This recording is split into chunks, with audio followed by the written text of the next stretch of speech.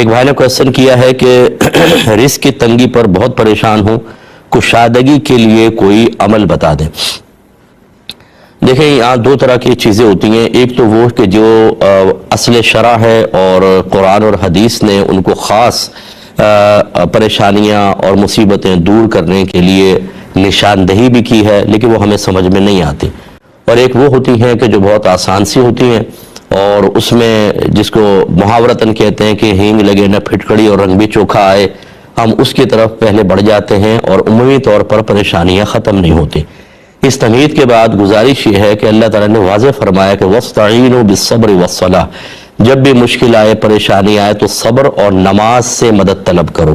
تو ایک تو آپ 5 وقت نماز پڑھیں گھر میں، دوسرے نبی کریم صلی اللہ علیہ وسلم نے فرمایا جس گھر میں سورہ بقرہ پڑھی جائے وہاں سے شیطان بھاگ جاتا ہے، اور شیطان ہوگا تو نحوست ہوگی، بے برکتی ہوگی، اس کا مطلب ہے شیطان بھاگے گا تو برکت آئے گی۔ تو گھر میں قرآن پاک کی تلاوت کریں۔ تیسری چیز گناہ جو ہوتے ہیں یہ نحوست لے کر آتے ہیں، کیونکہ اللہ کی نافرمانی پر مشتمل ہوتے ہیں۔ ہم کھاتے ہیں اللہ کا اور بات اس کے دشمن شیطان اور نفس کی مان رہے ہوتے ہیں، تو برکت کیسے پیدا ہوگی؟ لہٰذا ضروری علم دین سیکھ کر اس کی روشنی میں اپنا احتساب کر کے خود کو صغیرہ کبیرہ ظاہری باطنی گناہوں سے بچانا، یہ گھر میں برکت کے لیے بہترین چیزیں ہوتی ہیں۔ اس کے بعد خوش اخلاقی ہے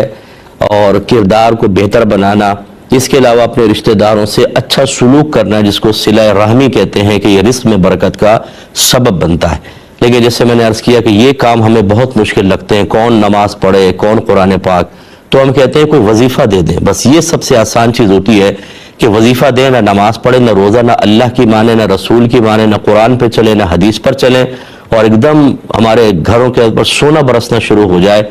اتنے ہم اپنے آپ کو مطلب اللہ کا پیارا سمجھنا شروع کر دیتے ہیں کہ ہم کچھ بھی نہ کریں، اللہ تعالیٰ ہم اپنے ان محبوب بندوں کو سب کچھ عطا کرے، تو ہم اللہ کی نہ مانیں، اللہ ہماری مانتا رہے، یہ غلط چیز ہوتی ہے۔ تو بہرحال یہ آپ سارے کام کریں، انشاءاللہ ساری پریشانیاں دور ہوں گی۔ ساتھ میں یہ گزارش کر دیتا ہوں کہ جب بھی آپ گھر میں داخل ہوں تو سیدھا قدم رکھ کر داخل ہوں اور بسم اللہ الرحمن الرحیم پڑھ کر داخل ہوں۔ جو بھی گھر میں ہوں ان کو سلام کریں اور ایک مرتبہ سورہ اخلاص یعنی قل هو اللہ شریف پڑھ لیا کریں، انشاءاللہ بہت برکت ہوتی ہے۔ اس کے علاوہ آپ کسی کو پیسہ دیں تو انا للہ و انا الیہ راجعون پڑھ کر دیں، بہت بلند آواز سے مت پڑھیے گا، سامنے والا گھبرا جائے گا۔ اور جب آپ کسی سے پیسے لیں تو بسم اللہ الرحمن الرحیم پڑھ کر لیں، اللہ تعالیٰ برکت دے گا۔ اور باقی سب آزمائشیں دیکھیں ہر ایک پر آتی ہیں۔ نبی کریم صلی اللہ علیہ وسلم فرماتے ہیں کہ سب سے زیادہ آزمائش میں انبیاء علیہ السلام مبتلا کیے جاتے ہیں، پھر جو ان سے قریب ہیں، پھر جو ان سے قریب ہیں۔ اس کا مطلب ہے پریشانیوں کا آنا یہ ہمیشہ کوئی اللہ کی ناراضگی کی دلیل نہیں ہوتا، بلکہ یہ اللہ تعالیٰ کی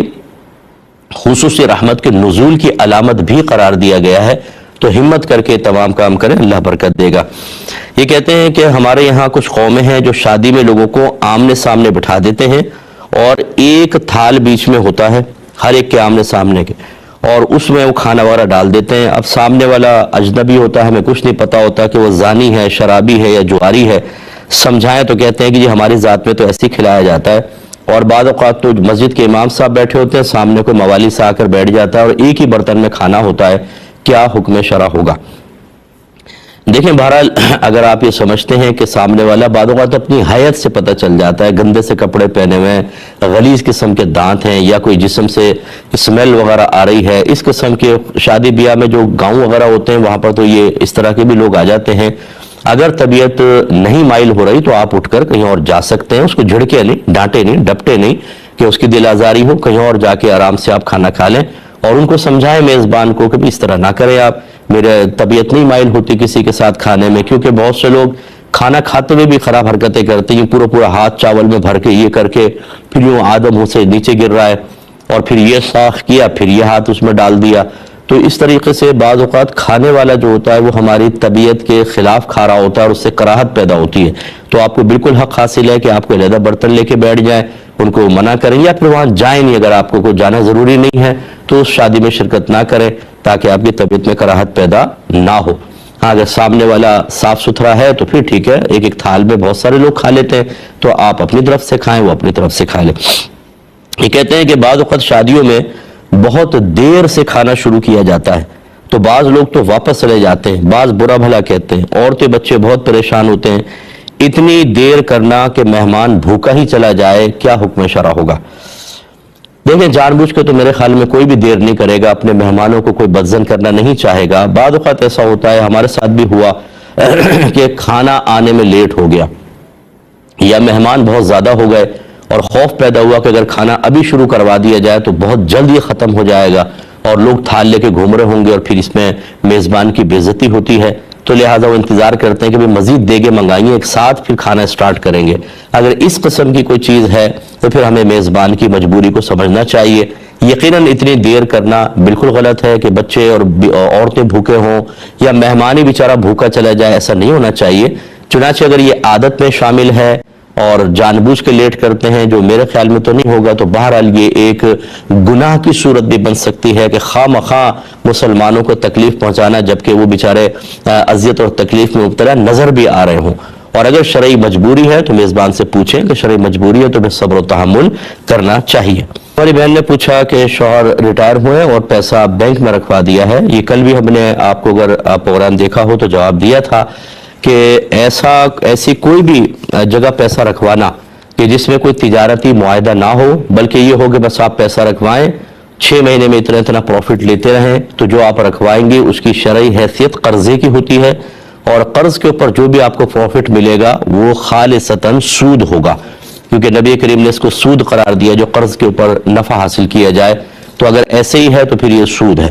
اور اگر کوئی اسلامک بینک ہے جنہوں نے آپ کو باقاعدہ یہ کہا کہ یہ مضاربہ اکاؤنٹ ہے، اس میں آپ پیسہ رکھوائیں گے سیونگ اکاؤنٹ میں، تو ہم اس کو پیسے کو استعمال کریں گے، اس سے جو نفع ہوگا کچھ پرسنٹ آپ کو دیں گے، باقی بینک رکھے گا، تو یہ باقاعدہ ایک تجارتی معاہدہ کہلاتا ہے۔ پھر یہ جو مضاربہ اکاؤنٹ ہے اس میں جو نفع آئے گا وہ آپ کے لیے صحیح ہوگا۔ لیکن جو آپ صورتحال بتا رہی ہے اس میں میرا گمان یہی ہے کہ آپ نے جو پیسہ رکھوایا ہے یا شوہر نے رکھوایا ہے یہ قرضے کی حیثیت رکھتا ہے اور اس پہ جو نفع آ رہا ہے وہ سود ہے۔ آپ جتنا ہو سکے اس پیسے سے بچیں اور اپنے شوہر کو بھی سمجھائیں۔ کل بھی میں نے بہت لمبا سمجھایا تھا، یہ آپ یوٹیوب پہ جا کر دیکھ لیں ایک سوال کے جواب میں، کہ یہاں کی مختصر سی زندگی کو تو آپ اور ہم سب یہ سمجھتے ہیں کہ بہت بڑی مصیبت ہے،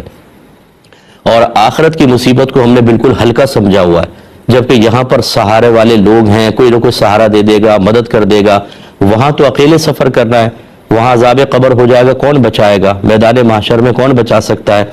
اگرچہ میرے آقا صلی اللہ علیہ وسلم کی شفاعت ہے، اس کا انکار نہیں ہے، لیکن کہنے کا مطلب یہ ہے کہ جب ہم سمجھانے کے باوجود حرام پر مصر ہو جائیں اور نہ باز آئیں تو پھر وہاں پر کون سہارا ہوگا؟ اس لیے کوشش کریں اپنے شوہر کو بھی سمجھائیں کہ یہاں سے نکالیں، اور کسی اسلامک بینک میں جہاں پہ باقاعدہ مفتی صاحب کوئی وہاں پر شرعی رہنمائی کے لیے موجود ہوں، ان سے ملیں، وہ آپ کو گائیڈ کر دیں گے، ادھر آپ انویسٹمنٹ کریں، نفع تھوڑا کم ہوگا لیکن طیب اور حلال ہو سکتا ہے۔